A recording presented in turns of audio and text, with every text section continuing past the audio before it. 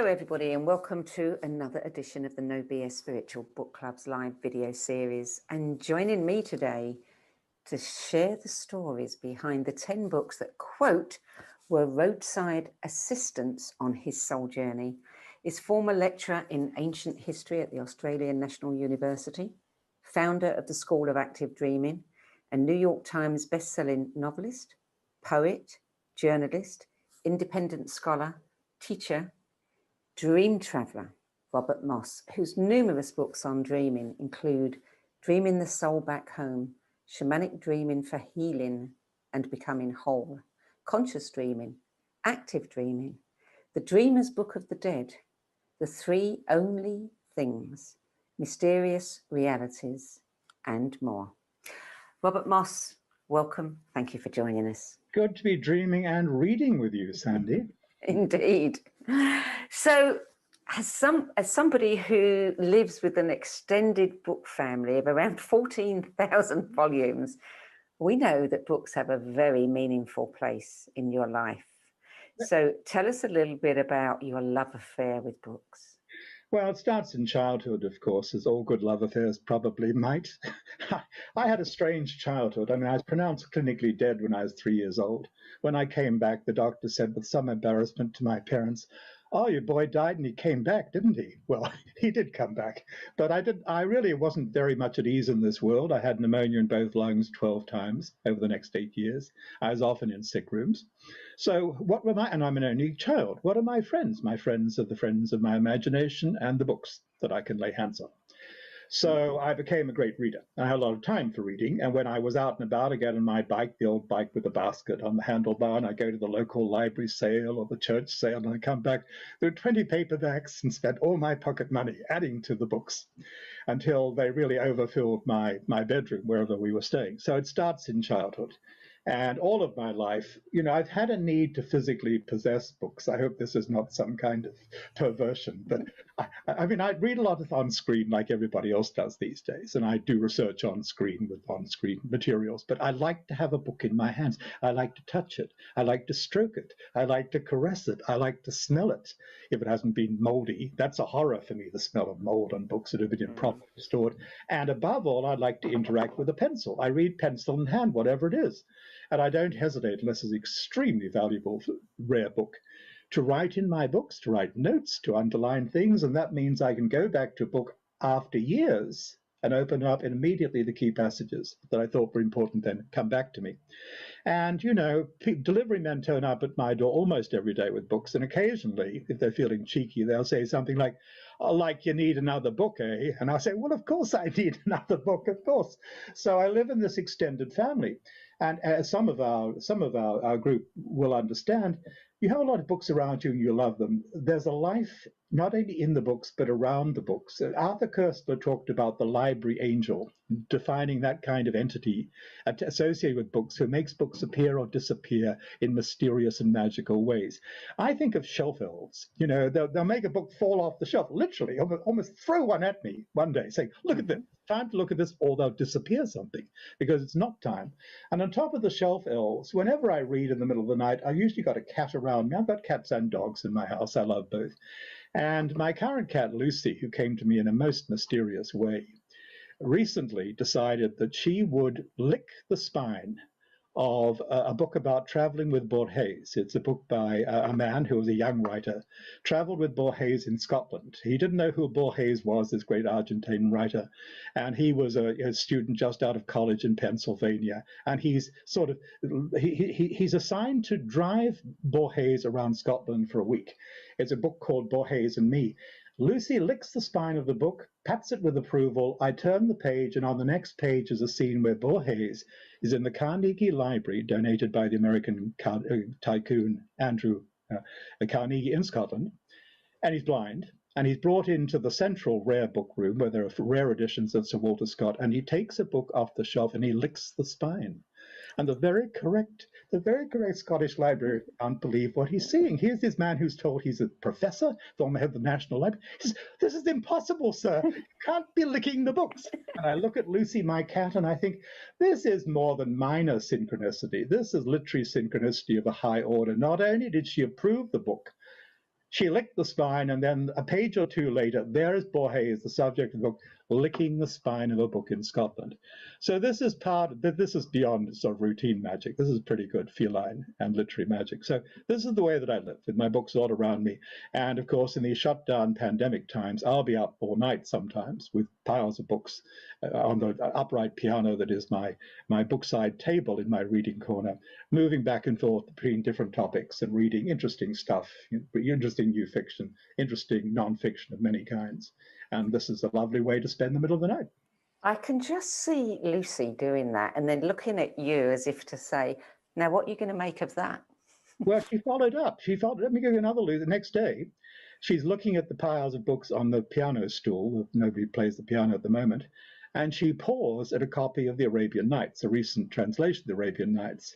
I had just been reading about Borges' lifelong love of the Arabian Nights and how he said that all his best ideas really came from the Arabian Nights. And in a sense, Borges being Borges, he said, in a sense, I wrote them. I wrote the Arabian Nights. That's the way he talked about things. So Lucy wants me to move from Borges to the Arabian Nights. So I did. I started reading that translation again. I'd taken it up, put it down. But thanks to Lucy the cat, a shelf elf with 4 paws, my reading choice for that moment was made. I love that. You can sit in your chair. Lucy, and down comes a book. The cat, she doesn't come like a dog. She'll decide. She does what she wishes to do. She'll decide whether she's going to choose a book or whether she's going to come or go. That's how she is. I bet she was a librarian in her former life. I don't know. I think she might have been beyond librarian. Of course, she might have been the goddess of the great library of Alexandria or something like that. I mean, cats have a high opinion of themselves. You probably do. They do. So with 14,000 volumes to choose from, how did you arrive at your 10? Arrive at my what? Your 10. Oh, my 10. Oh, well, you said if you just said, give a list of 10 books that will give people some spiritual inspiration, I would have come up with 10 immediately. And they would have been somewhat different from the list of 10 I gave you, but you said something about relating the books that you recommended to your own life passages. So I thought about what were some of the books that gave me orientation, confirmation, or even models of understanding. Things that were going on in my life in moments of what we could call spiritual emergence. It could be spiritual emergency, it could be a real crisis, it could be Jung's confrontation with the unconscious. And there are several books that were very important to me half a lifetime ago when I changed my life radically and became a dream teacher. So those are on the list. But then I thought back to the crises of childhood. I thought about books that I loved then. Of course, I'm a boy. I loved adventure stories, Rider Haggard, Captain Horatio Hornblower, all this stuff that boys of my generation liked to read. But something that grabbed me very early on was the Odyssey. I probably read it in a very simple kids edition to begin with, and then I read it in more complicated editions, and then I started dreaming in Homeric Greek. And although my Greek never became very good, I used to keep a dictionary of ancient Greek, Homeric Greek, in my bedroom to look up the words I could manage to deal with. And, as life went on, I'd go back to the Odyssey. I've gone back to it recently because of the wonderful recent translation by Emily Wilson, which is very accessible. It's poetic, but it's also clean and clear. And what is this? Well, it's an adventure story, but it's about more than a wounded warrior who comes out of a war and starts off behaving badly and then loses his crew and gets shipwrecked and then has passionate romantic affairs with goddess beings on islands in the ocean and then can't get home again and fights sea monsters and washes up on the Phaeacian shore and comes home, and coming home is difficult. So it's a story of the quest, but it's a story of a quest that unfolds within a world of women, within a world of feminine wisdom and feminine healing and feminine challenge, because women at power can be terrifying to men. As our readers probably know. And some of the women in this book are more terrifying than the sea monsters. Think of Circe, or even Calypso. Beautiful than she is, very hard to get away from. And as I've looked at the book, I understood this relatively early in my life, probably by the end of my teens. What the book is really about is a relationship between someone who's going through the odyssey of life, the journey of life, under the protection, with the friendship of a greater power. And I'm getting shivers as I say this to you, it's really the story of the hero and the goddess. And it's written more from a feminine perspective than a male one. Like, look, guy, you've got to brighten up, you've got to shape up, you've got to get yourself sorted out. You have to be healed and repaired and balanced in the realm of women.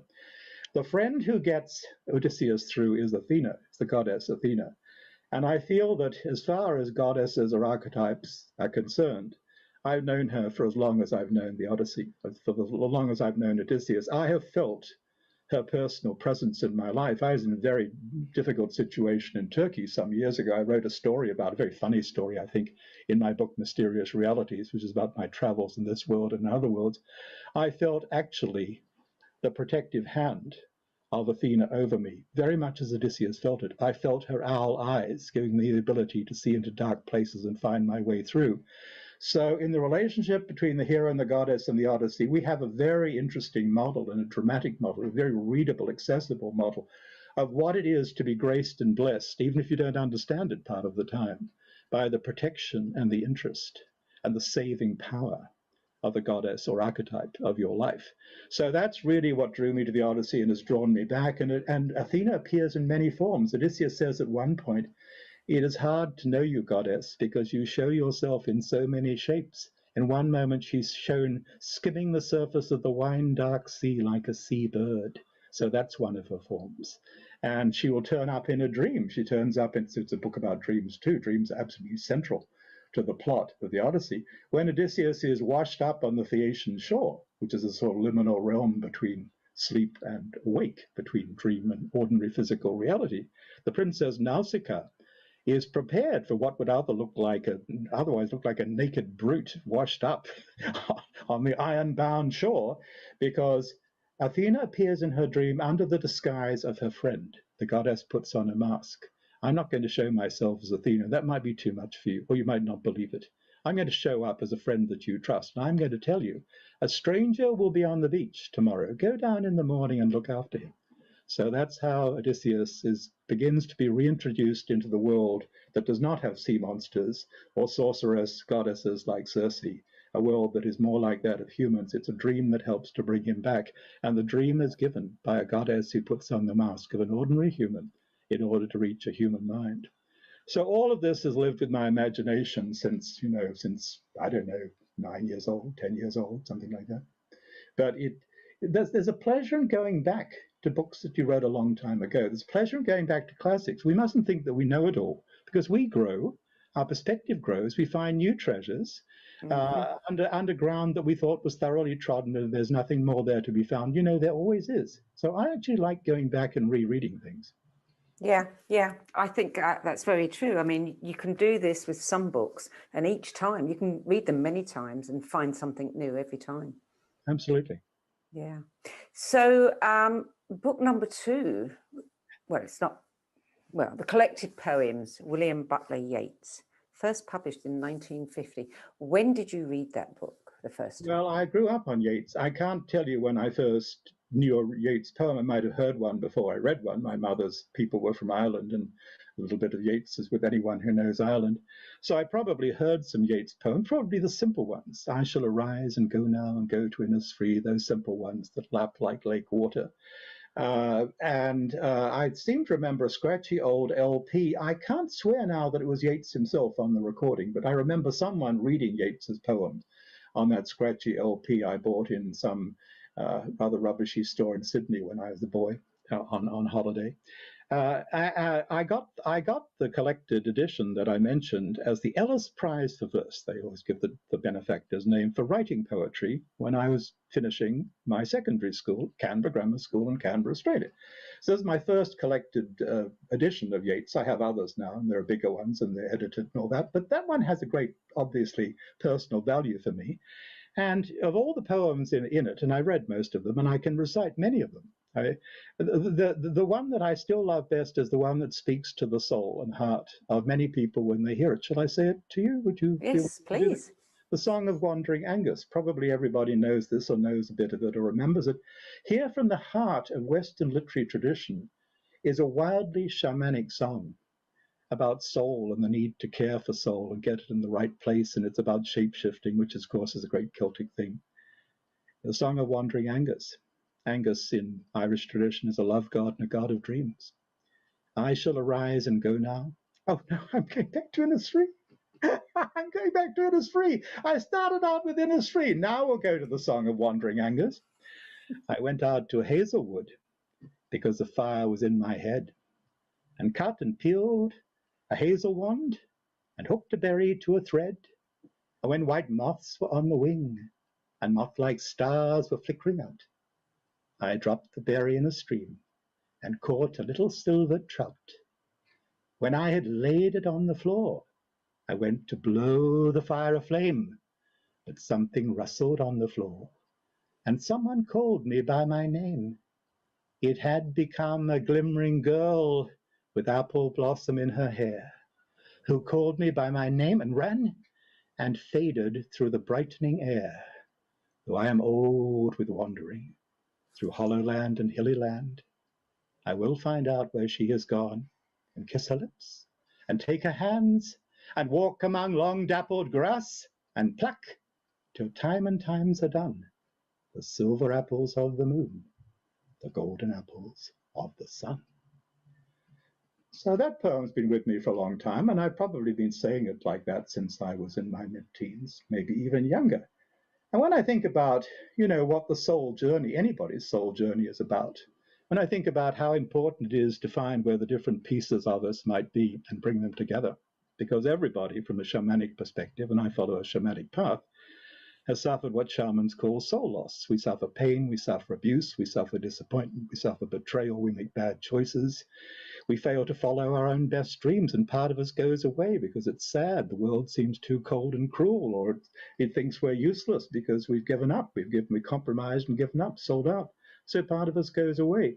And in that poem is the promise that it's possible to call back a part of soul that might have gone missing. I will find out where she has gone.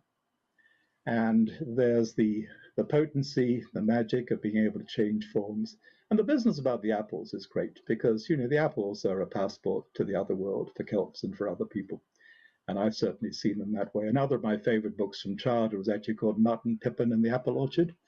I remember that. And Martin comes to a gate, and the price of getting through the gate where all the girls are laughing at him is to come up with a story. So so I always think of the apple gate, the apples as a gift of story as well as all else. Of course, Yeats did many things. He was a playwright. He was briefly a senator, though he didn't prosper in politics at all. He was a magus. He was a member of the Hermetic Order of the Golden Dawn and formed his own Celtic mystery order and was deeply engaged in trying to understand the secret order of events and to influence it. And one of his great lifetime ambitions was to write a Book of the Dead, a Western Book of the Dead. He had to go at it a couple of times in a book which was called A Vision, and its two editions are radically different, and both are almost impenetrable for anybody, even a Yeats lover, to get into. But in that, too, I find that I follow and resonate with Yeats. When I was writing the book of mine that was published as the Dreamer's Book of the Dead, which you were kind enough to mention, Yeats himself turned up, and he said in his slightly lilting speech, very English, not very Irish, really. He's very more Anglo than Irish, although he loved the Irish. What better guide to the other side than a poet? So when I was writing that book, I felt the presence of Yeats, as Dante found the presence of Virgil when he was writing the comedy. So I could unhesitatingly put Yeats as my second selection as a book, or I chose his collected poems rather than any of his other books, although I love his essays and autobiographies and so on, because it had a commanding influence over my attitude towards life, which is also a somewhat magical attitude. Yeats said the visible is the skin of the invisible. The visible is the skin of the invisible. Behind the visible is another world with its own beings and its own powers, which is right there, just waiting for us to grow our perception. And that has been my attitude all of my life too. So in that magical attitude towards life and the nearness of the other world, I felt a deep affinity for this marvelous author. You said that you learned the truth of his conviction that kindred spirits reach to each other across time and may generate a mingling of minds. Yes, that's a phrase that he gave us in one of his essays, and he wrote about it from his personal experience. It's been my experience too. You might have it when you're reading. You find yourself resonating with an author, maybe a long dead author, to such an extent that you feel as if some part of their intelligence, some part of their memory has become open to you. You might even feel in their presence, as I felt Yeats, as I'm not saying with the individual spirit of Yeats, but something of the essence of his life and work and teaching and his style of explaining things. So I think it's one of the great moments in life when you feel what he called the mingling of minds, or what his friend A.E. George Russell called spiritual gravitation. You're in a certain way, you're following a certain line of study, you're following a certain line of passionate work or interest. You call corresponding influences to you. So that's something that Yeats confirmed for me. Mm. Book number 3, very interesting book. I have not read this one. I have read some of her books.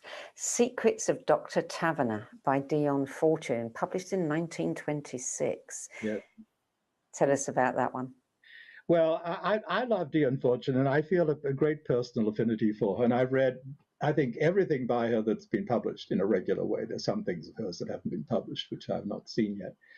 And when I had to choose one title, I thought, well, it's got to be Dr. Taverner. In some ways, The Sea Priestess, one of her novels, is probably a superior work as a work of literary craft and style. And of course, she wrote a lot of books about real magic, real Kabbalah. Psychic Self-Defense is the one that most people know. It's actually a terrifying book. It's not a beginner's book. It's a practitioner. I know. It is terrifying. That book will give you nightmares. It's a thrilling book to read, but I think, oh dear, if you're just trying to sort of clean up your act and have a low maintenance policy of psychic protection, this is probably not where you want to start. Dion herself, Violet Firth was her birth name. Dion Fortune was a magical name. She's a priestess of the Western way. She said at one point that the real practice is in her fiction, not in her nonfiction. And I think that's true when you look at what's going on in the stories of Dr. Taverner. She modeled Dr. Taverner, who's a sort of soul doctor in tweeds. He's got a sort of country clinic. He's got his tie and his tweeds, and looks like a regular color for a country fellow, but he's actually a magus. He's actually a magician. He's actually a sort of British shaman.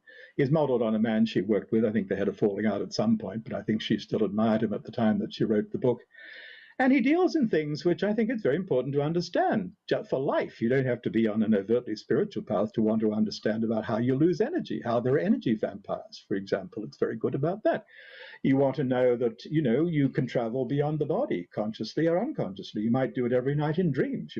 Some part of you might be traveling beyond your body. Certainly ancient and indigenous people believe this.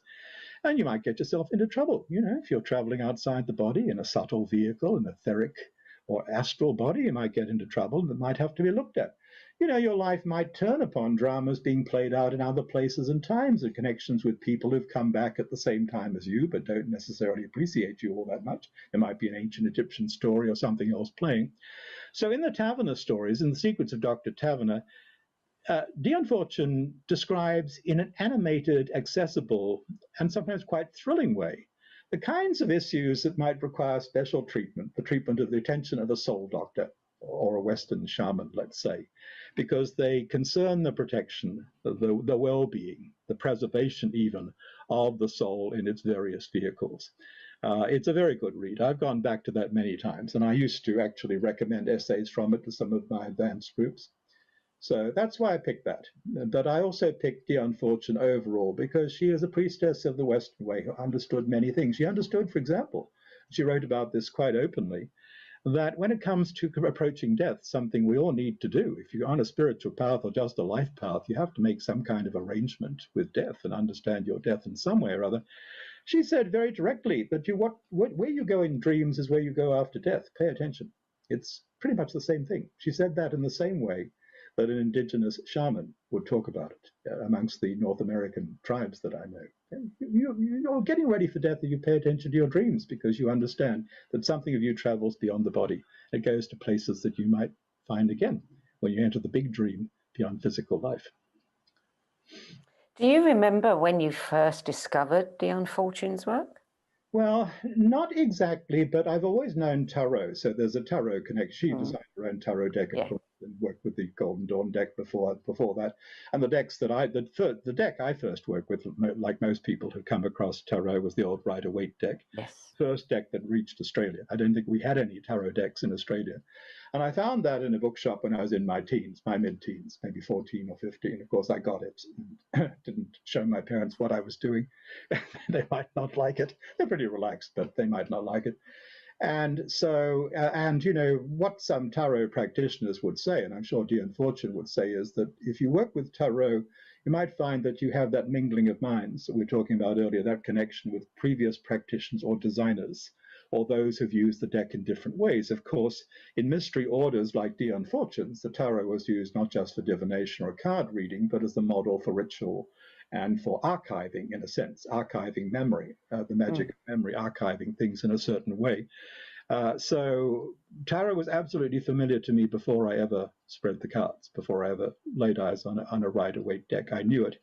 And some of my dreams of Dion Fortune, which used to come rich and strong many years ago, I don't think I've dreamed of her recently, but in some of my dreams of Dion Fortune, I would see the use of tarot images and tarot symbols for path working, for journeying on the inner planes through a certain map defined by the tarot trumps, for example. I sort of knew this, but it all came alive. And I reached the point very early on where I could do the tarot reading in my mind without needing the cards. And I would, when working with people privately, which I no longer do, but when I did that privately, often I just noticed, okay, this situation being laid out for me in, let's say, a Celtic cross spread, with maybe one of the decks that I normally use, or maybe the images of it different being laid out in my mind. And Dion Fortune herself, in Understanding of Tarot, talked about that. I mean, the real process, the real magic is conducted on the plane of imagination more than on the physical plane. She also said that real initiation, although she did a lot of ceremonial magic, but she also said that real initiation takes place on a spiritual plane, and that all the things we see that have to do with gods and spirits and mysteries are contact pictures from the larger reality, just as the tarot cards are contact pictures, images that we can play with of the deeper forces at work in our lives. So I wanted to honor her influence in my life, which was huge. I mean, I felt, in a sense, although of course I never knew her, I was born around the time that she died. There was a few months of separation. But I've always felt an affinity for her. Amongst all the famous names of people in the Anglo-American mystery movements, she was always the one that I identified with and felt at home with. Well, book number 4 is one that I would think very few people have come across. Jesuit Relations and Allied Documents, Travels and Explorations of the Jesuit Missionaries in New France. Yes, New France, well said. Yes. Well, I hesitated before putting this in a list of 10 books because it's a 73-volume set, which is on my shelves, of course. And I'll tell you the story of how it comes to be, then why I would be even interested in the first place. In 73 volumes, published in 1903, of bilingual, French and Latin on one page, English on the other, of reports from Jesuits in what is now Quebec, Ontario, and New York. Oh, and some of New England too, the northeast corner of North America. Well, when I moved to a farm in this general area, because of a white oak tree and a red-tailed hawk that dropped a feather between my legs, I started dreaming in a language I did not understand. In fact, I was called in a lucid dream in the middle of the night, in which I found myself flying like a hawk, seemingly on the wings of a hawk, to a cabin in the woods somewhere near Montreal. And there is a native woman.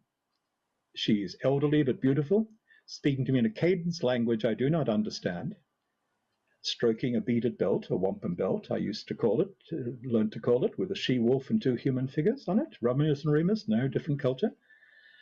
And anyway, this started a string of visions and synchronicity, which led me to understand that she was an ancient woman of power, born Huron, adopted by the Mohawk Indians, famous, fierce Mohawk people who rose to become mother of the Wolf clan historically 250 years ago.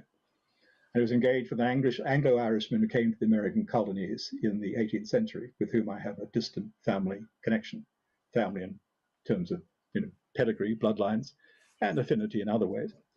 So something from another time, something to do with the spirits of the land, something to do with an ancestral connection through the bloodlines back to Ireland, had come into my life. It had drawn me into the ambit, into the mental range of a powerful shaman of a native tradition. By the way, in the Mohawk Indian language, the word for shaman, radzetzots, means dreamer, one who dreams. That is what they call the shaman. The primary qualification is you dream strong. They also use it for healer. You are a dreamer. So I needed to understand what was going on. I needed to understand Sir William Johnson, the Anglo-Irishman. I went to Ireland to do that. I went to the scene of his birth in Smithtown, County Meath. And I needed to understand what was going on with the native people with whom he was engaged deeply. He lived amongst the Mohawk Indians on what was the Wild East, not the Wild West yet, but the Wild East in American history. What's going on with them? And there are some funny words from what the woman of power said to me that my contemporary Mohawk-speaking people could not translate. Said, Robert, you're hard to understand, not just your funny Anglo-Australian accent, but you're talking archaic stuff. This isn't the vocabulary we use today. It's like listening to Shakespearean English. It's old and there's some Huron in it. Well, I'm researching this. I like to do my research. I started out as a history professor. I didn't stay there formally, but I've never given up reading and studying things. I'm engaged in this, and up at my house, at the farmhouse where I was then living, up appears a used book dealer. I am beloved of used book dealers. You can't imagine why. Anyway, I got to know him. He had a nice place in what they call the Berkshires, not the Berkshires. The Berkshires are western Massachusetts. And Pug, as his friends called him, turns up in a pickup truck. And I look, this is interesting. I've never seen him in the pickup truck. Oh, I'll show you why, Robert. He's got these crates of books, 73 volumes of the Jesuit Relations. I've heard about them. I've seen them quoted, but I've never seen the set. He said, I believe there are only 2 sets in private hands. This will be the third. It fallen out the back door of a Midwestern university. Are you going to buy them? I did. I had a few pennies to rub together in those days, or I thought I did. And even if I didn't, I had to have them. So now I've got these reports, and under you've got Jesuit missionaries in the wildwoods amongst very fierce American Indian peoples who are sometimes burning them to death, not in large numbers, but enough to discourage the others, who are worshipping what? They can't see gods exactly. They see animals, they see spirits, they see ghosts, they see dreams. One of the things they're saying about the Iroquoian peoples, which means the Huron and the 6 nations of the Longhouse, including the Mohawk, one of the things that the Jesuit observers are saying about the people they're trying to convert is they believe in dreams. It's like their God is dreams. They say the dream world is the real world. My kind of stuff. All my life, this is my kind of stuff. And then there's one of the funny words from the conversation with the mother of the Wolf Clan. I could not get anyone to interpret. It sounds like this, ondinunk. And no one can interpret. We don't know that word, Robert. There it is in a report sent back in a winter in the 1600s by a Jesuit to his superiors. They say, meaning these Iroquoian peoples, like the Mohawk, like the Huron, they say the most important thing to know about dreams is that they show us the secret wishes of the soul. They show us what the soul wants, and by implication, what we should fulfill, or else the soul might go away. And so you begin, once you understand that word and that concept, that dreams show you the secret wishes of the soul, you've got a better handle on this than most Western psychology has ever given us. You might jump to the conclusion, wait a minute, if that is true, then what do we do about that? Maybe we get around, we sit quietly with each other and hear the dreams and help each other to understand, what is the soul saying? What is your purpose as the soul would like you to live it? What does your soul desire as opposed to your ego and the grocery list of ordinary requirements and expectations? Maybe you should follow soul. And the other thing I learned from these reports, which are sometimes fantastically vivid, there's a carapace, there's a veil of fear and belief that the demon, the devil is loose in the American woods and so on. But if you get beyond that, these are early anthropologists. Actually, the first recognizable anthropologist was a Jesuit priest from this period. The first anthropologists, they're pretty smart people. So there's the religious prejudice, and then there's the fear. But beyond that, through the veil, through the mesh, if you look, is a rich account of the spiritual practices of Native American people near the time of first contact. I mean, this is precious, but you've got to know how to read it. The other thing that you get when you read it is dreaming is also about survival, because here are people who are hunter warriors facing imported disease, constant warfare. They are looking to their dreamers to tell them where the enemy lies in ambush. They're looking to their dreamers to tell them where the deer can be found in midwinter when the people are starving. So you begin to understand 2 things. Dreaming's about soul and it's about survival. So these books, which were my favorite nighttime reading for months, were part of my way. I'm not going to recommend that anybody rushes out and tries to find the 73 volumes of Jesuit Relations, though these days you can probably get it online. But to play author for a moment, my book, Dreamways of the Iroquois, as they say in Canada. In America, they say Dreamways of the Iroquois, but Dreamways of the Iroquois has the essence of what I learned from that research and those encounters. I love that they taught their children that dreams are the single most important source of practical and spiritual guidance. Exactly. Well, I have to say, Robert, we've had a number of people who've sneaked in more than 10 books by doing the collected works of a favourite author, but you win the trophy with 73. I don't know if anyone could top it. I thought it was too outrageous. I thought, no, because there's a good story. If it's got story value, I'm always going to go with it. Of course. And everything around it, the synchronicity. I mean, you've got to pay attention to that. Yes, you do. I live by synchronicity. And the Hughes book, he knew my interest, obviously, or else he wouldn't have driven over with these volumes. But the way they came to him, then the way he arrived at dusk at the farmhouse, and there's a strange thing going on in the sky. It's probably a vapor trail, but as if there's a feather all across the sky in the place that I bought because a hawk dropped a feather between my legs. That's when he turns up with these books. So those books were precious. Precious. I'm sure. Okay, so book number 5, Memories, Dreams, Reflections, C.G. Jung, 1961. Yes, I love Jung. I'm not a Jungian. Jung was not a Jungian. I'm not a Jungian either, but I love Jung. I've been reading Jung since I was in secondary school. I can't say exactly when I started, but by the time I got to the second year of my undergraduate days, I'd read much of the collected works, not always understanding, I must say, what I was reading. I mean, the alchemical works and so on are pretty formidable stuff.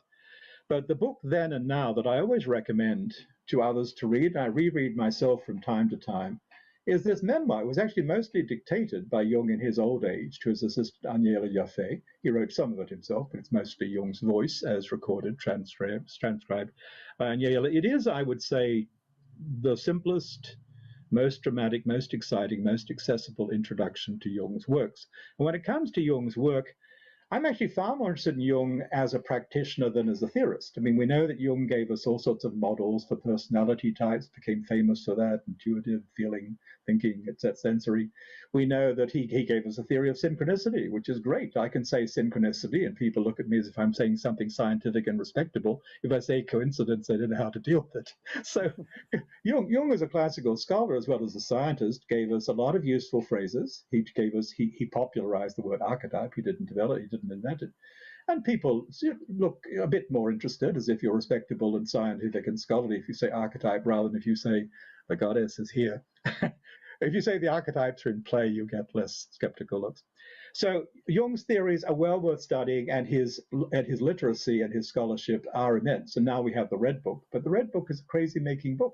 I read the Red Book in 3 days and 3 nights. I thought I was going as crazy as Jung did by the end of it. I wanted to throw it across the room, but it's as big as a tombstone.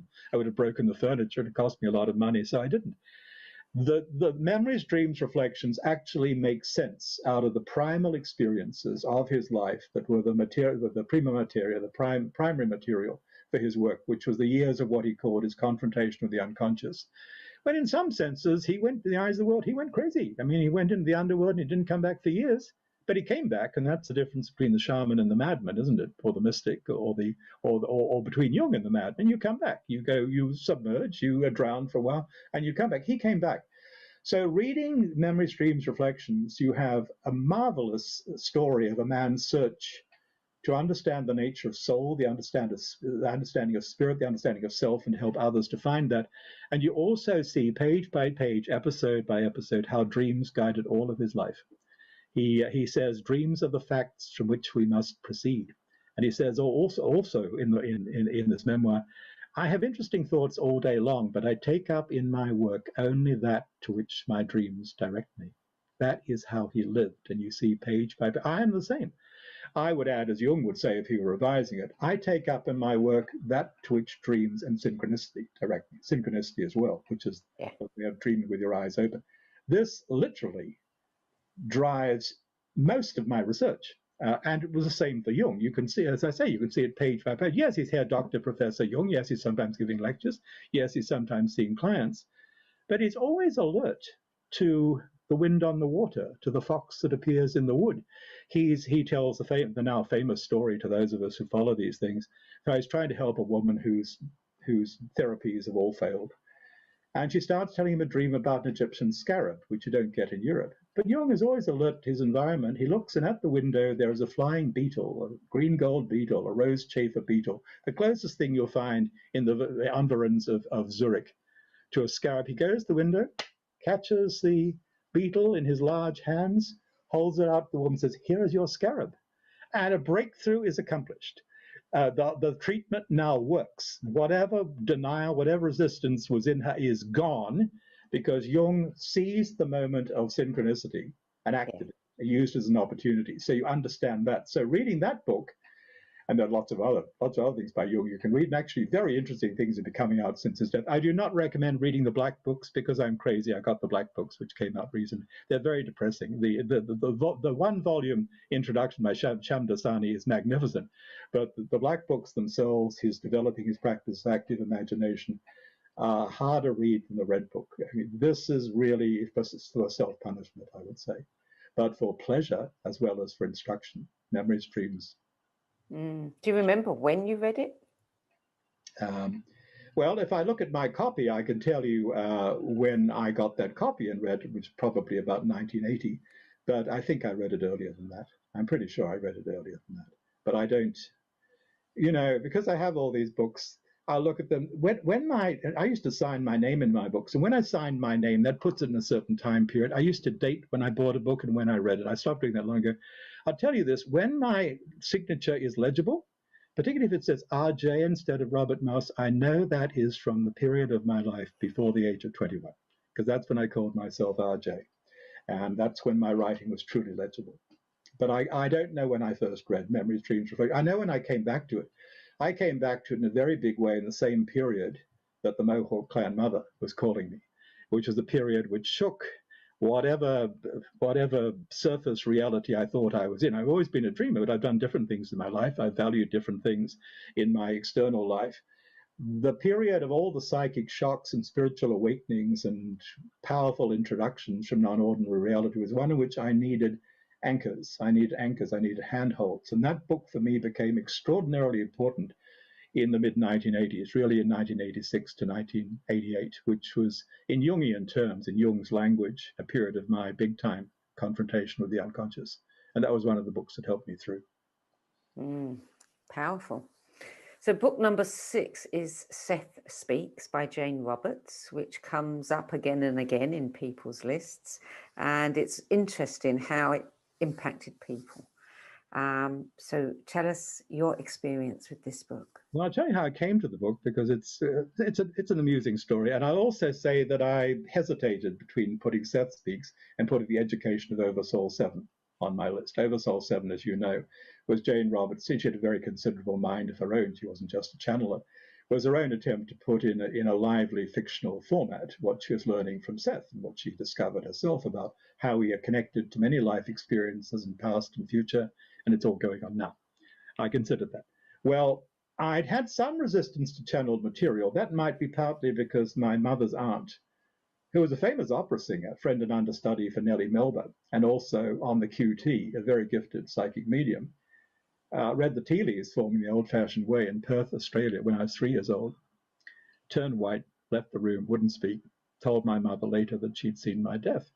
She was correct. That's the winter that followed. I was pronounced clinically dead. What she didn't see was that I came back. But I've often wondered whether my early resistance to channeled material might have been conditioned by that. Anyway, I didn't want to hear about channeled material. But I'd been on a holiday in Brazil where I met a very lively Latin lady who turns up in my county when I'm at the farm and says, "Can I come and visit?" "Oh, certainly." And here's Romelia at the door of the farmhouse. She screams from the doorway before entering, Roberto, you have to read Jane Roberts. Read Seth Speaks. Do it immediately."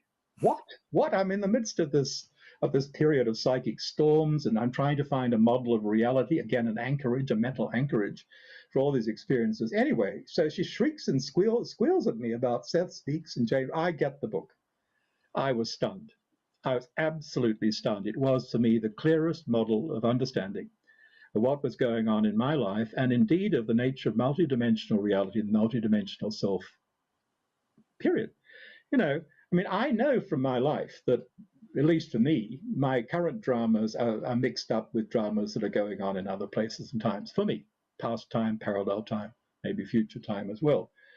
Seth encouraged me to understand that we don't have to stick to a linear view of these things. If I'm connected to that Scottish druid around the year 600, who went and lived wild with the deer for a while after the defeat of the last pagan king of his part of the world, if I'm connected to that fellow in the raven cloak, okay, fine. Well, maybe it's going on at the same time. Maybe I can reach to him, and maybe he can reach to me across time and place, and maybe we are part of a wheel, a sphere, a multidimensional sphere of connections. And Seth helped me to understand that it's all going on now from a larger viewpoint.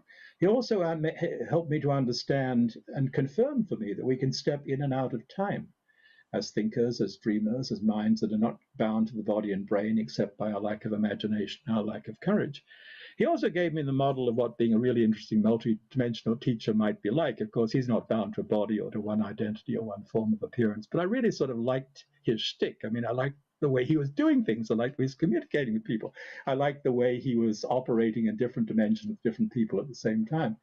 So this was one of the great confirmations for me that if I was going crazy, I was in very good company, and that there was a way of appreciating our connection with personalities across time and place, which went beyond the plod, linear karmic model. That might be part of it too. There's tick-tock time and there might be linear karma. It's not saying it doesn't exist. But what Seth made me understand is, the moment of power is our moment of power. He also made me understand certain things about reality creation that I think are for real, that what you build in the inner world, what you build in the realm of true imagination can manifest in this world, and that's where we should do a lot more work. He's also a big dreamer, and he gives us very specific instructions on how we should approach sleep and dreams, also confirming for me, I've never been someone who goes to bed and sleeps for 6 hours or more. Never. No point in my life. Not just because I was sick. I've always been a biphasic or polyphasic sleeper, and although I wouldn't push this on anyone else, Seth says very clearly, you want to dream more? You want to remember more dreams? Break up your periods of sleep. Have 2 periods of sleep and some space in between. You'll find that you have many more dreams and you're doing more interesting things. So this was a confirmation more than a revelation, and a map for the journey. And you relate in one of your books the story of how you reached back to your own younger self. Yes. I actually think I started doing that in the period I'm talking about. I started doing that really in earnest, consciously, by the end of the 80s, around 1990. That's the period I was 30. My goodness. Where'd the years go, Sandy? Did you hide them? Where did those 30 years go? So around that time, I became very clear to me that we can reach to our younger or older self, and it actually became clear to me around the same time we can reach to a parallel self who's following a different life track. It's all interesting. But what I started doing was I started journeying back quite consciously to sick, lonely Robert and basically trying to buck him up, cheer him up and say, look, mate, you're going to get through. I know you're sad.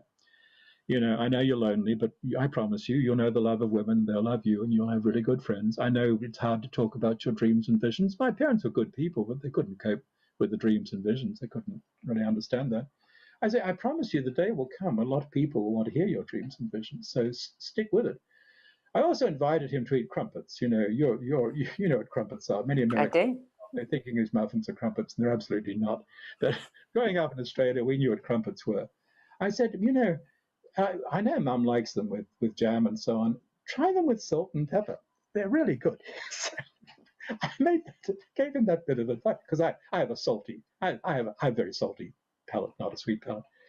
And you could say that this is self-delusion or self-hallucination. I actually don't think so. I think I have memories. I think I have authentic memories as young Robert receiving an unseen visitor who'd sit down on his bed, a big man with a rather pink face, a lot of hair, white hair as life went on, bucking him up, saying, look, you're going to get through. And by the way, put salt and pepper on the crumpets, give it a shot. So I'm talking now about, as the present Robert of a certain age, about a 30-year younger Robert who started going back in time to a much younger Robert, back in the period when he was, say, 9 years old, which is when I was considered to be clinically dead again under a surgeon's knife and an emergency appendectomy. I did have a really difficult childhood.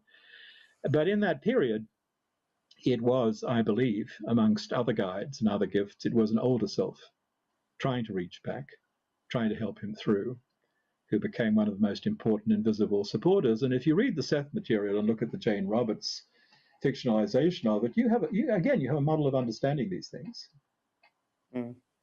Yeah. Yes, I remember that in your book. Did you ever ask your mother, was there a time when I had crumpets with salt and pepper? Oh, yes. She remembered it. We used to go to Myers department store in Melbourne. I don't know whether Myers is still there. One of the treats, we'd go in an afternoon and we'd have tea and crumpets.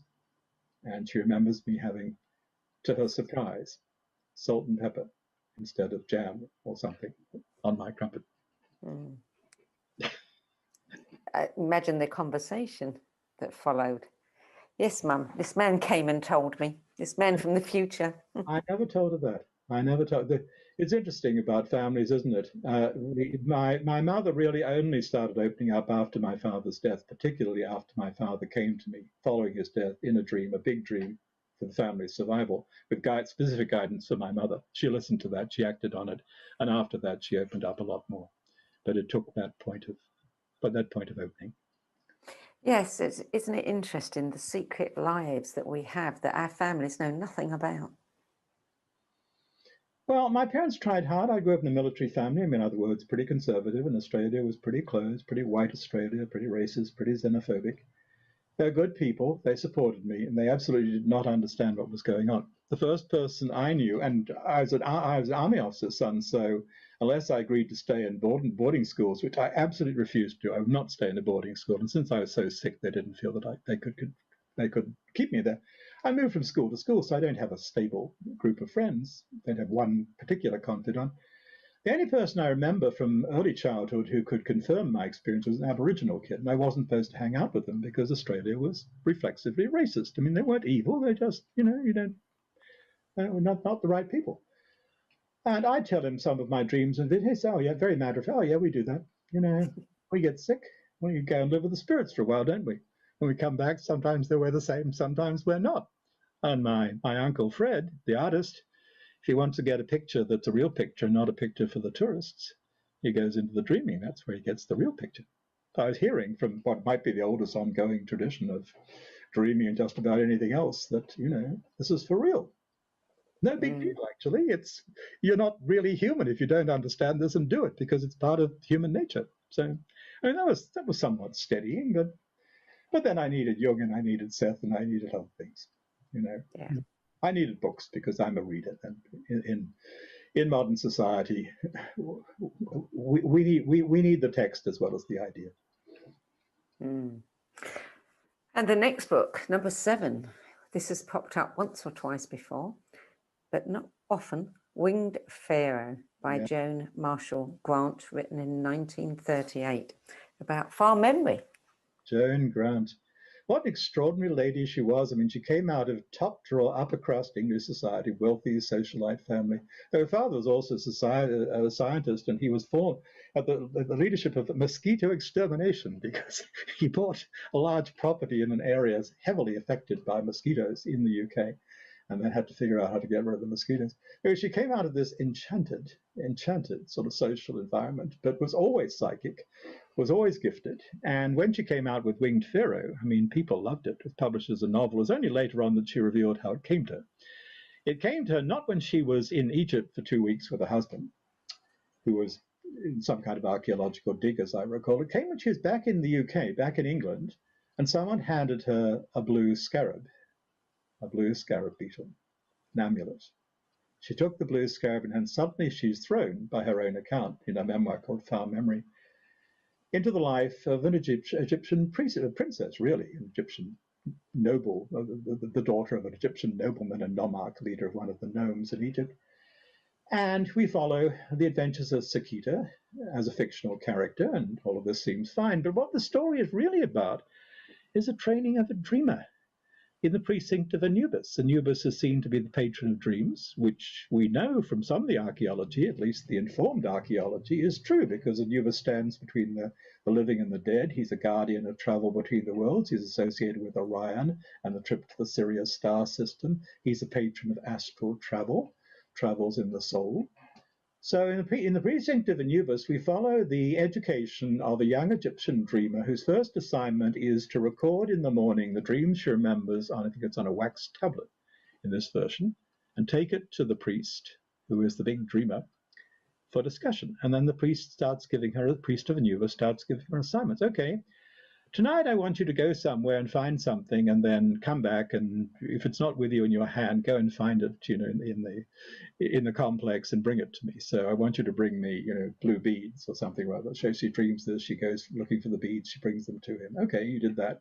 Let's do something else. I want you to go and travel to Alexandria. I want you to go and travel to Byblos. I want you to travel somewhere. So we follow step by step someone who's being trained to travel in her dreams and to do assignments. And the assignments get more and more interesting because very quickly we find her meeting people who have died and might be lost and confused, or dealing with people who have lost someone they love and don't understand that they can communicate with them in dreams. So we see her very early on, very early in age, taking on the role of a psychopomp. In other words, a kind of soul guide of souls, who mediates and facilitates communication between the living and the dead in a way that is helpful to both sides in finding their way. So when I discovered this book, I loved it. I mean, many of us have some kind of Egyptian memory or some kind of Egyptian imagination. Many of us do. I mean, I've felt connected to Egypt in 2 or 3 periods really, most of my life. And I was not surprised to discover that although she publishes fiction, it actually came to her as a past life memory. I mean, a very extensive past life memory, and the way that the pages came to her and the way that she'd be helped by one or other of her husbands. She had a few husbands. She's a very attractive woman, very hungry woman. The way the pages came through was really very interesting. And she was a best-selling author in her day. This was wildly popular. And then she came out with a whole series of them. There's another one called Eyes of Horus, set in Egypt, and there's one set in France, and there's one set in the ancient world, and in and out of the realms of Asclepius and characters like that. All good stuff. And as I followed her life and learnt more about her, again, I felt affinity. I felt deep affinity for this extraordinary woman. With all these adventures in ordinary reality and in the imagination. I would come back to the idea from time to time that this is all great as a description of a past life and as living history where you brought it alive because of what she called far memory. But what about the idea that it's also a life that is one of many that, like spokes of a wheel, connected to each other across time and place, with at the center a hub personality like the one that Jane Roberts called the Oversoul? What about that? I don't know that she ever really thought about that, or if she did, I don't know that she ever really wrote about it. I've talked to people who knew her very well. That didn't seem to be quite where her mind went, but my fascination with her far memory of previous lives and previous times rubbed up against, in a happy way, in a benign way, with the idea, and slightly impatient idea, well, what if it's not just going on then, but it's going on now? What if you and this Egyptian dreaming priestess are connected right now? What if you can reach to each other right now? And what if you are connected by a central personality that might sort this out in some interesting way? Have you ever read the book, The Search for Om Seti? Yes, yeah. Mm. That's what what you've just been saying brought to my mind. I have no doubt that people have very detailed and specific past life memories. I have very detailed and specific past life memories of the Irishmen who came to the American colonies in the 1700s and lived with the Mohawk. In fact, I had to write really 3 historical novels with lots of notes at the back to separate my life from his. Do I regard him as a previous incarnation? No, I regard him as a related personality. It's a slightly different attitude. But certainly I know things of his life and was driven to study his life as a historian and researcher, and also noticed how relationship issues and so on from his life were playing in my own life. So I know that. From my boyhood, I had the memories of a Royal Air Force pilot who knew Dion Fortune in the 1930s. Getting shivers as I say this. And I remembered things of his life. And actually, I tended to sort of avoid researching his life in a lot of detail because he died rather close to my birth at the hands of the Gestapo in the Netherlands. And in a sense, I didn't want to feel trapped in the memory of a very interesting life. However, I didn't learn to fly. I didn't learn to fly airplanes, but I did follow him down other paths, and that's part of the Dion Fortune and connection and other things. And I write about him a little bit in my spiritual thriller, my spiritual memoir, The Boy Who Died and Came Back, the pilot. Which is a fascinating book, by the way. Everybody should read it. So I'm better than an agnostic when it comes to past life experience. Yes, I think we do have past life experience. I think they're part of the game that we're playing. But I refuse to be bound to a linear idea of karma. I refuse to believe it's only playing out in linear time. I want to believe, and I do believe, that we can step outside these linear patterns, rise to the perspective maybe of a slightly higher self, like the Oversoul, and try to operate from that level and do some good for each other backwards and forwards across time. I agree. Book number 8 is The Man of Light in Iranian Sufism by Henry Corbin.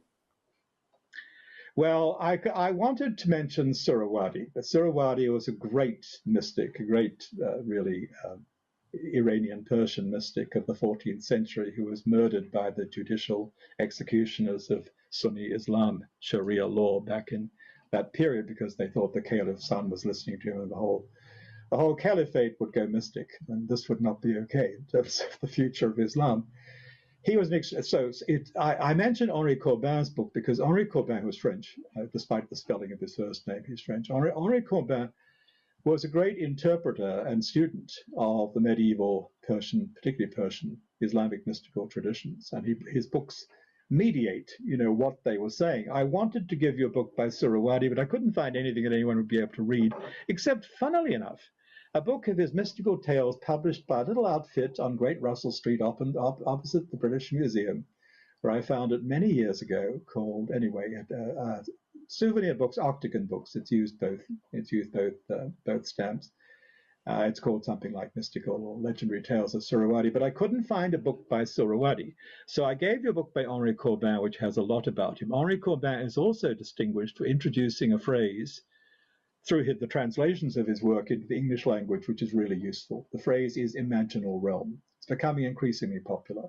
Yes. It really started entering the vocabulary through essays of Corbin, probably 30 years ago, and I wrote about it extensively in some of my earlier books like Dreamgates. I've been using it for a long time. It refers to a realm of true imagination, the kind of place where real creators, poets, mystics, shamans have always wanted to go, where you have access to wise teachers from beyond our realm, and where the shape of things, the forms of things might be created before they take on physical manifestation.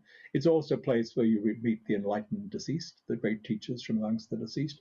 Anyway, Surawadi, for me, has been a huge influence. I've dreamed of him. I've had visions involving his realm. And one of his great teachings was, to use a popular Sufi phrase, our true life teacher, our true guide, our truest guide is no stranger. It is the soul of the soul. Here we go with the idea of the higher self or the oversoul again. He wrote a magnificent invocation to the captain of the soul or the soul of the soul, the Gabriel of my being is another way that they talk about it. Lift the veils of darkness from my heart. Show me the radiance of your dazzling face. This is his way of talking to the soul of the soul and opening a path by which you rise on the beam of longing to know the beloved of your soul from your heart, and it rises up, and like an answering fire from heaven, like a finger of light coming down, it meets the yearning from your heart, and where the fire from heaven and the yearning of your heart meet, there's a place of radiant encounter with the soul of the soul on the level where you can reach it now. But I couldn't find anything that really conveys this in one book in a simple enough way. I mean, Surawadi was a great traveler, a great astral traveler, a great celestial traveler. He's one of those people who really got out and about beyond the body and other realms of existence. But his work is almost completely inaccessible, apart from a few parables and fables. But it is mediated. It's still not an easy read. I mean, Corbin, like Jung, expects you to know Latin and Greek and six modern European languages, which is not necessarily going to translate. But I wanted, because we're talking about influences on life, things that guide your life passage, I wanted something that would enable me to bring in Surawadi, one of the great mystical figures in religious and spiritual tradition. And this was the easiest way I could find to do it. Mm. Imaginal realm, this is something that Jean Houston talks about a great deal and has made very popular. I love Jean. She's done such good work. And actually, when we're talking about Odysseus, the first secondary work I ever found, which is really good on this, was a book by Jean Houston called The Hero and the Goddess. It's based on a retreat that she led. And she homes in exactly on what I was trying to convey when I talked about that relationship of the hero and the goddess. So she's very good on these things. Yes, she's just... By the way, Jean called me a mythic link. Did you see that in the back of my book, Mysterious Realities? She describes me not as a missing link, but as a mythic link. Of course she would. Of course she would. Have you read her autobiography? Yes. Yeah. There's not many books that make me laugh out loud. But, her sense of timing, her sense of her comedic humor. I mean, she's just brilliant. She is great. She has given us a great deal, and she's given us this great push, you know, to go mythic. I just have to give you an anecdote from my life on the road before the pandemic. I used to travel 60% of the time. I'd get on and off airplanes every week. So I'm Australian, I have a beer if I can, and I'm sitting at an airport bar somewhere or other changing planes. And there's a lady who says to me, I don't know whether to have wine or to have beer.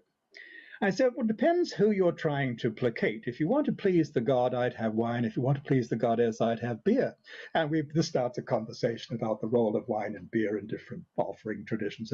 And the man down the stool along the bar says to the bartender, I'll have whatever the mythic guy is having. I'll have what the mythic guy is having. Very good. Now, the Blue Island. This is an interesting one. I was doing a search for it and I couldn't find mention of it in many places. I think I found something that was really not very inviting on Amazon, but then I actually found the whole book as a PDF on a website. And it looked as though it had been scanned from the original because the typeface was very, very old. So this one actually said, the Blue Island, experiences of a new arrival beyond the veil, communicated by W.T. Stead with a letter from Sir Arthur Conan Doyle. Oh, yes, yes. Well, so I love the Victorian ghost hunters. And Stead was prominent. He was a social reformer, muckraking journalist, all sorts of things. He held seances in his home. I love this whole group, Frederick Myers, the whole Gurney, the founders of the Society for Psychical Research. And those who came a little bit later, I've been studying Winifred Coombe Tennant, magnificent social lady, a very gifted psychic of a slightly later period. But Stead's book, The Blue Island, which purports to be, and I think actually is, his account of transition states shortly after physical death, is possibly my favorite single book about the afterlife. There are lots of books about the afterlife. There are lots of people who've died and come back in some sense or another. This probably is still my favorite book. Stead went down in the Titanic. It's funny that he did, because 20 years before he went down in the Titanic, he'd written a short story which seemed to be precognitive. It's about a supposedly unsinkable ship called the Majestic, which hits an iceberg and goes down, and the name of the captain in his story is the name of the captain on the Titanic. So in some sense, he knew 20 years ahead, but if it's 20 years ahead, how do you keep up with your premonitions? So he goes down in the Titanic, and he proceeded to do what all these characters involved in the Society for Psychical Research in this phase of paranormal experiment promised to do.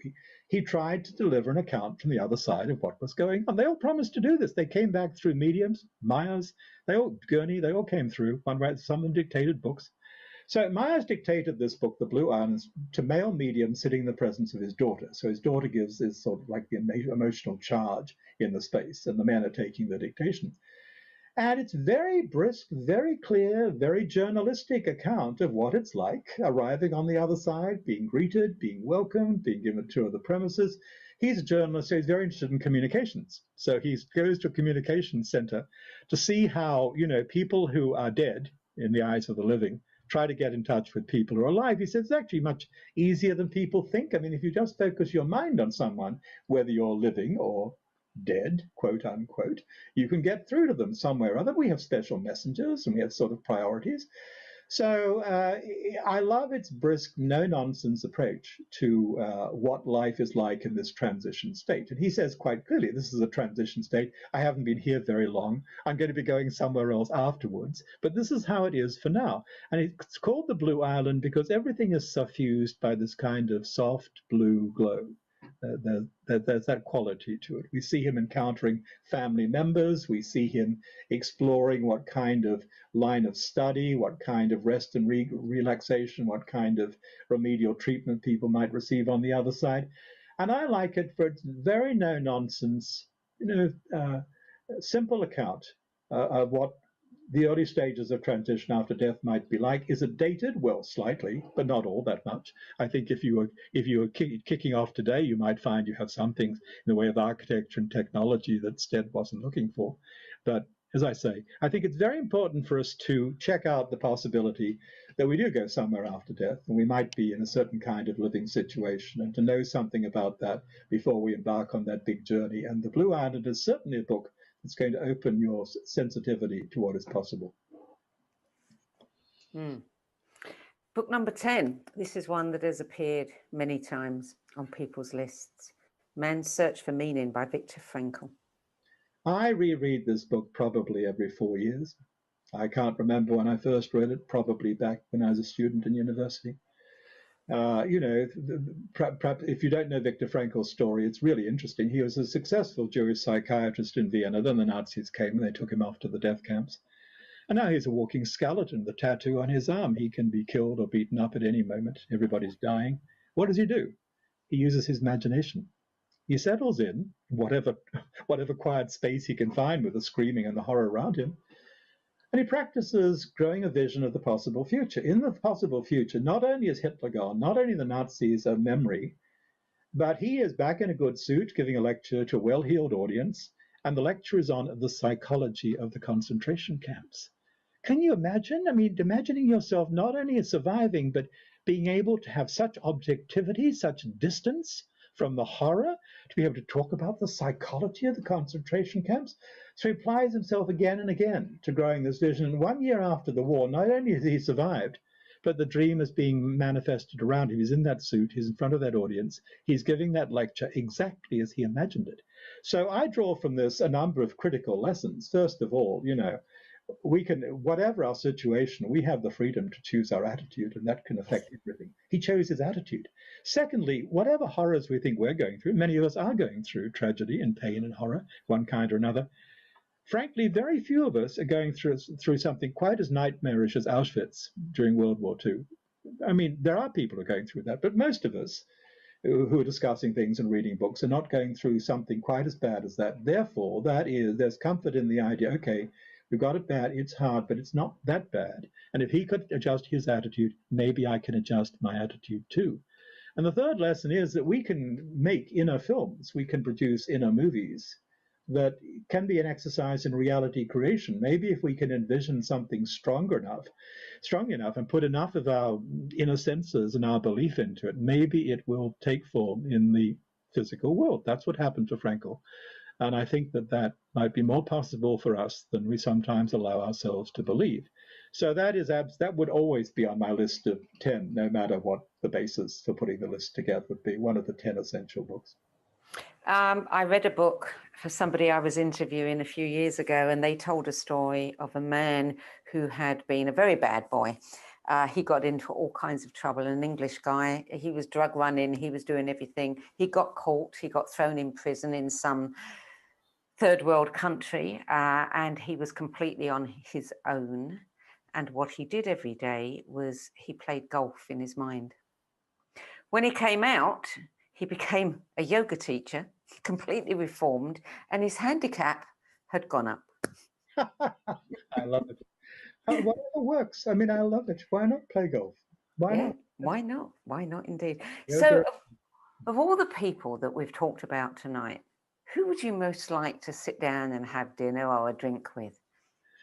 Well, I'm hesitating because, you see, part of me would like to sit down with Jung, but I think part of me would very much like to sit down with Joan Grant. I mean, she was such a lively, social, bubbling lady. I think that she would be an incredibly interesting dinner companion. And I'd also like to talk about that theme that we discussed together. Okay, we're connected to that past life in Egypt. How about the idea that if we can remember that, we can also reach into that mind as it can reach into ours, and we're connected to ourselves on a higher level.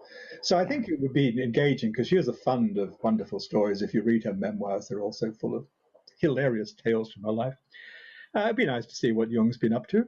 Actually, I have seen some of the things that Jung is up to. I wrote a story called The Other Bollingen, which is in Mysterious Realities, about what Jung might be doing now, including the purple book, not the red book or the black book, but the purple book, whose introduction is entitled Why I Am Not a Jungian. Have you ever written about somebody who had been living or is alive, and then had them come to you in a dream and say, no, that's wrong, or you did good? It's a very interesting question. I think the answer is probably yes, in the sense that I think not quite like that. The way you put it was very effective and very dramatic, but not so much like that as, okay, I see it this way, or there's something here that you haven't understood. And sometimes it's put in a slightly different way, as if that person is now reviewing their own memories of the situation, and that their understanding of what was going on in their life when they were still living is not their understanding now, because they're looking at the story with objectivity. It doesn't mean that I either got it right or got it wrong, but it means that they're looking at how they themselves might have got it right or got it wrong before they checked out. Yeats is a great guide on this theme too, because he suggested that one of the things that goes on after death is we go through a phase of what he called dreaming back. And what he was saying was, one of the things that we have to do after this life is sort out the story of the life we left behind. What really was going on? What was its logic or lack of logic? Let's have a look at things. And one of the reasons why the dead come into the dreams of the living, according to Yeats, is they want to review with the living, get together with the living on some plane to review again the incidents, the narrative of a life, and get the story straight.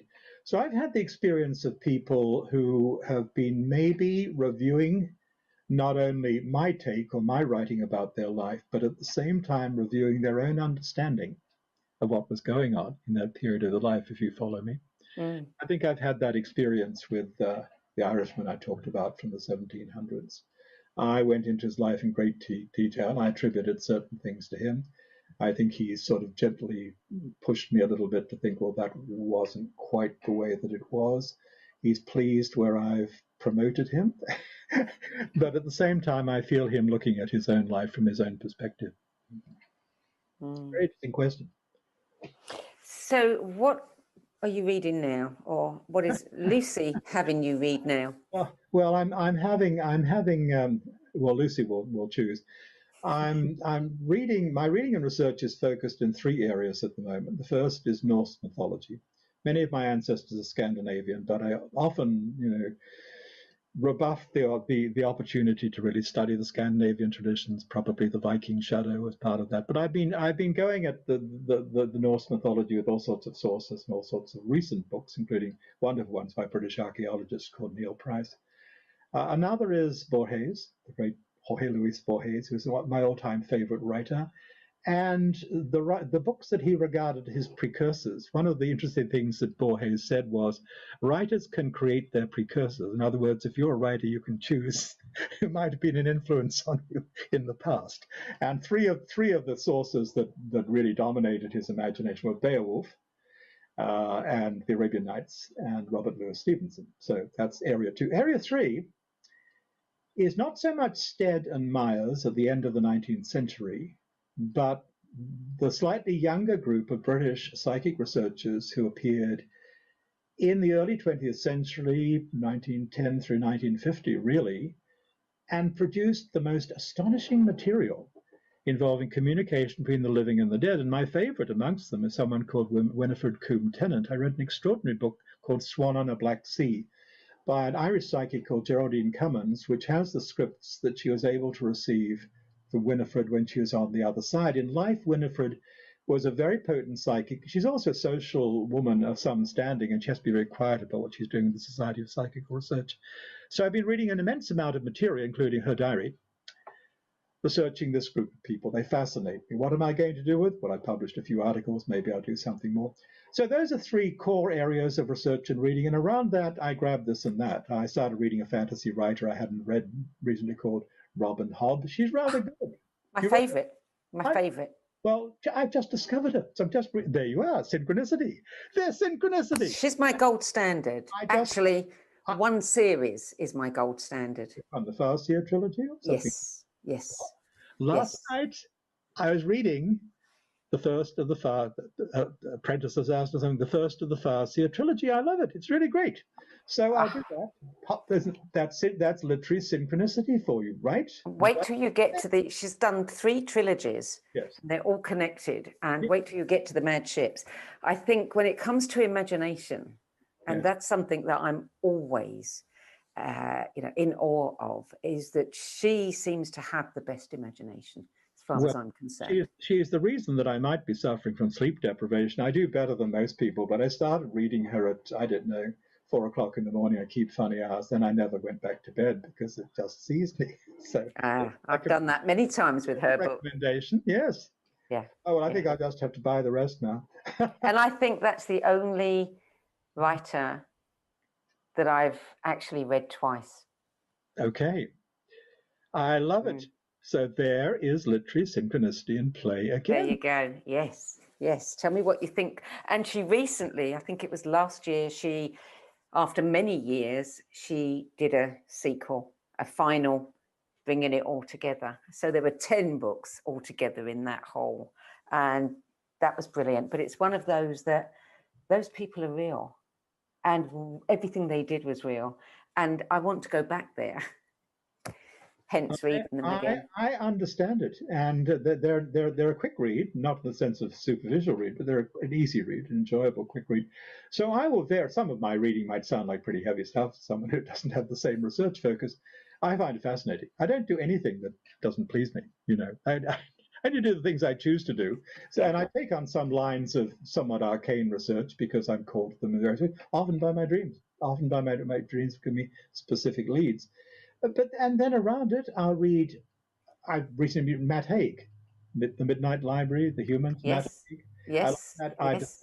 I discovered Matt Haig last year. So in Robert's typical way, I read all of Matt Haig that I could find. Well, not all. I haven't read all. I've read about 6. Starting with The Midnight Library, which is great in terms of parallel lives and approaching death. Going on to The Humans, which is really fascinating. An alien's forced to operate the human body finds it ugly and disgusting. It's delightfully funny. So I read a great deal of fiction. I haven't published fiction for a while. I keep thinking about it, and yet somehow it hasn't sort of seized me. I like to be seized, and then I go all out, but I haven't been seized. I wrote some stories of mysterious reality that probably could have been published as fiction, but we published them as visionary narratives, I guess. Tell me about your radio show. Are you still doing it, The Way of the Dreamer? Yes, it's really in a sandbox. I do it once a month, and I'll have a guest, and we'll talk about things. But where I'm most active is with all these online courses that I do. I'm constantly doing online courses for the Shift Network. We're about to launch another one this month called Dreaming Your Mythic Life. And I'm actually doing one for Alternatives in London, Alternatives has hosted my programs in England in the past.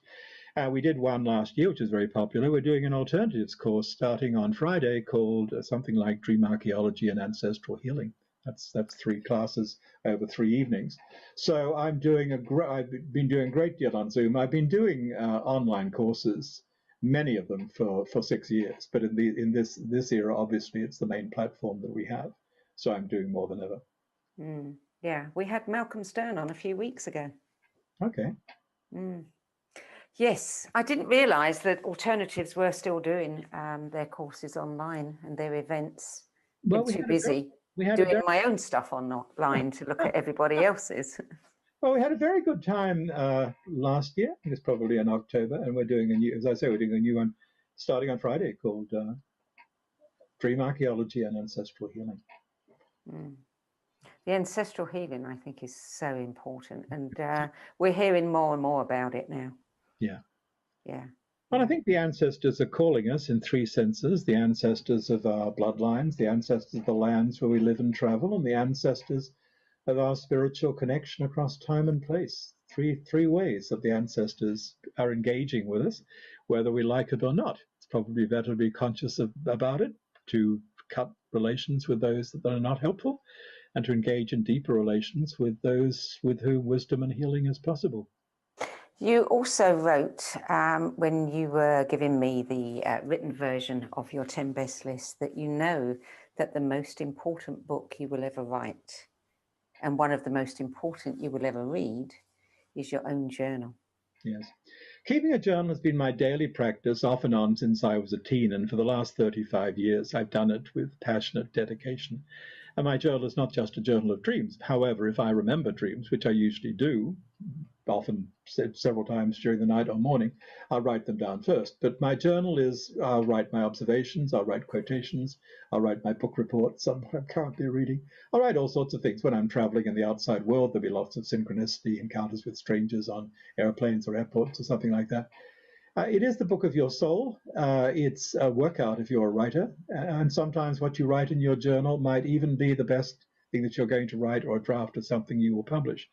And you'll discover over time that you've constructed a personal encyclopedia of symbols. You'll discover you're interested in such things that you have a personal scientific data log, experiences like precognition and telepathy and things like that, other supernormal facilities that might be playing in your life. And so this is the book. And when I was asked to think about 10 books, I was very tempted to put some journals in the list. For example, Mircea Eliade, the great Romanian scholar of religion and shamanism, also a fantastic novelist and fantasy writer, by the way. Eliade, like me, thought that the journal was the most important book. In fact, he said that his most important literary contribution would be an unending journal. And his journals and autobiographies are fascinating reading. So not only do I like keeping my own journal, I like reading the journals of other interesting people, particularly writers. What are you going to do with your journals and your 14,000 library when you shuffle off this mortal coil? Pushing me out. Would you leave it to me? You're pushing me out the door already, aren't you? I just think it would be absolutely fascinating to work one's way through your library and read some of the comments and the things that you've marked in those books. It would, and the short answer is I don't know yet. I mean, I have daughters, and they will. I have a wife. I mean, they will be the principal heirs. What we do with different sections of the library, who is in charge of what is done with my journals, I haven't quite decided yet. The problem is the people that most readily spring to mind are about my age. So we're looking at each other. Well, will it be you? But who's going to check out first? So those are good questions. My journals will be preserved some way or other. My library will probably be broken up into different segments, and probably I'll leave different segments of it to different people who have a particular need for or interest in different sections of it, ranging from, classical literature to the anthropology of the Iroquois to Mr. Jung. Do you ever loan any of them out? No. If I want someone to read a book, I'll give it to them. I'll buy a copy. I don't loan books, and I don't borrow books, unless the book is absolutely unobtainable, and someone goes to extraordinary lengths to share her copy with him, which someone did recently. The book was absolutely unobtainable, at great pain, great difficulty. She sent me her copy. It's a very precious book, but that was an unobtainable book, unfindable anywhere. So she loaned me her copy, but normally I won't accept a loan. Okay, if I want to read the rest of Robin Hobb, I'll buy them. I won't ask you to lend me your copies, but I absolutely will not lend books. I often buy other copies for other people, though. Instead of just recommending the book, I say, okay, I want you to read this. Here it is. That I do. So before we close, would you just tell everybody where they can find out more about your workshops and your courses, your books? My website is mossdreams.com. That's very simple. I have various Facebook pages. One is called Robert Moss Books on Facebook. Mossdreams.com will give you a complete guide to my current relevant books. For one thing, it'll tell you about the online courses that I'm leading, and we're actually doing I think you've missed this now. I think we're doing a free. Oh no, maybe you haven't. Maybe it's a bit later UK time. We're doing actually a free mini workshop introducing the new course for the Shift Network, Dreaming Your Mythic Life. I think that actually is going out later today. Anyway, you can see that for free. It's a rather lively 1-hour mini workshop. I take you on a journey with 2 ravens to look at what lies ahead or behind you across time. So there's a little shamanic journey in which I'm drumming for you, and you're borrowing thought and memory, the ravens of the shaman god of the north, to go on a journey across time. And the ravens I have a connection with ravens. And I have to tell you that after I interviewed you for the radio show last year, I have been going to bed with you at night. Because I got some of your CDs as well. I love it. Again, back in the pre-pandemic era, where a plane has landed, we're getting off. The woman in 2 rows in front says, "You're Robert Moss." See, how do you know? I used to be on TV a lot, but I'm not on TV much these days. Oh, I've been going to bed with you every night for 3 months. My husband is getting quite jealous. She's been listening like you to my audio programs. Yes. It's funny. In the old days, I was on television. A lot of people know my face. Now they don't particularly know my face, but they know my voice. They know your voice. I do, and I do also audio versions of my books, which people seem to like. They sort of like this in the Anglo-Australian accent. Have you got another book on the go? One you didn't mention, which has just come out, is called Growing Big Dreams. That's the current one. That came out a couple of months ago. I wouldn't say I've got another book on the go yet. I'd say I talked to you about some areas of research and reading interest. I think that something is taking form out of these literary wanderings of mine. There's a tribe in Morocco which values poetry amongst other skills, and they say all poetry comes from flooding. Something builds up in you and has to burst through. I'm a bit like that. I mean, I keep my journal every day, but I'm really not a plodder. I have friends I greatly admire sit down every morning. They write their 500 words or their 750 words. Whatever. Graham Greene used to sit down and write 500 words or 750 words every day, whatever else he'd been doing. I admire people like that.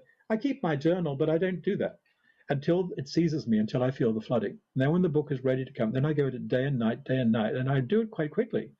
But it averages out as slower probably than someone who sits down every morning to turn out their draft. I mean, I have to be seized. Yes. When I'm seized, I give everything to it. And I feel at this stage in my life, I need to write something different, whether I want a third genre. I want a genre that's not fiction or nonfiction. I want something in between, real books that are about a reality that is neither fiction nor nonfiction. I think I want to travel firmly into that territory. I made a start with the stories and mysterious realities, which, as I say, were published as nonfiction. They could have been published as fiction, might have been more successful as such. But they're simply my travels. And when I say my travels, I mean in the imaginal realm, in realms of the dead, personal contacts with goddesses and archetypes and wild boars and other things. I think I want to do something. Something wants to be done through me beyond, in literary terms, in writerly terms, beyond anything I've done. Something that will be genre busting, at least in terms of my own understanding of my literary life. But I can't say it's on the go at the moment. But I won't say that it's not on the go. I'd say that it's in the offing. It's waiting in the wings. Well, let us know if that happens, and love to have you back on the radio show as well. Oh, absolutely. Hi, Sandra. I have to say one last thing to you in response to your question, in response to everything, really. One of the things I carry with me from Australia, I'm a very absentee Aussie, but something Aborigines say, which writers, when they hear it, get excited or terrified by. Aborigines say the big stories are hunting the right people to tell them. The big story, hunting the right, or maybe to live them. I've always felt this to be true. And to be seized, we know this in our lives, don't we? To be seized by a larger story, by a larger power, is to be different. Something comes to you and comes with you that changes it. That's why, to go back to the start of the conversation, that's why when we correctly translate it, the invocation of the muse at the start of the Odyssey is so important. What the writer says is, sing in me, muse. Not sing through me, sing in me, muse, inviting the creative spirit, the creative daimon, the muse, to come into the speaker, into the sing in me, muse. Moments like that in life are thrilling. Athletes talk about being in the zone. We know it in different walks of life. I think for a writer to be seized in that way by the big story that is now irresistible, changes everything, changes the game. And that's a great place to be. I'm not in that place right now, but I'm happy just talking about it. Robert Moss, thank you. And to you at home, thank you for joining us. And we'll be back again next week with another 10 best spiritual book list. Till then, it's goodbye from me.